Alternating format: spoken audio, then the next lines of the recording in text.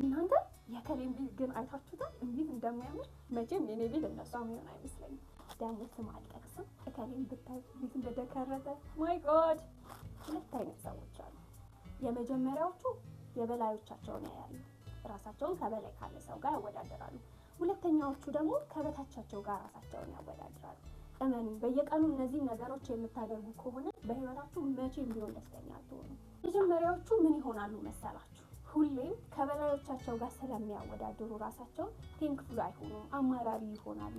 ሁሌም የበታችነት ስሜት ይሰማቸዋል። በዛ ምክንያት ያላቸውን ፖቴንሻል እንኳን ማውጣት አይችሉም። ኢቭን ፕሮግረስ ቢኖራቸው ራሳቸውን ሪኮግናይዝ ስለማያርጉ፣ እውቅናውን ስለማይሰጡ፣ ቦታውን ስለማይሰጡት ማይደግ አይችሉም። ሁለተኛዎቹ ደግሞ ፖቴንሻል ቢኖራቸው ኢንቫይሮንመንታቸው ላይ ካለው ሰው የተሻለ ቢሆኑ እንኳን መድረስ ከሚችሉበት ቦታ አይደርሱም። ምክንያቱም ከነሱ በታች ያሉትን ሰዎች ስለሚያዩ ኮንፈርት ዞን ውስጥ ይገቡና ያንን ያላቸውን ስኪል አውጥተው ወደ ተሻለ ማንነት ወደ ተሻለ ስኬል ላይ እንዳይደርሱ ያደርጋቸዋል።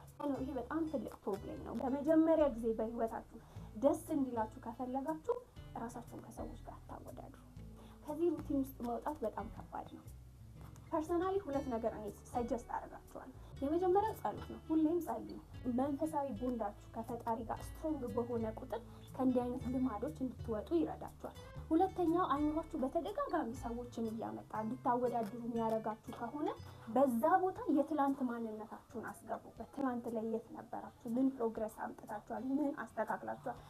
ራሳችሁን ኢምፕሩቭመንታችሁን እያያችሁ በሄዳችሁ ቁጥር በራሳችሁ ደስተኛ መሆን ትጀምራላችሁ። ያኔ ለመጀመሪያ ጊዜ የሰው ስኬት ያስደስታችኋል።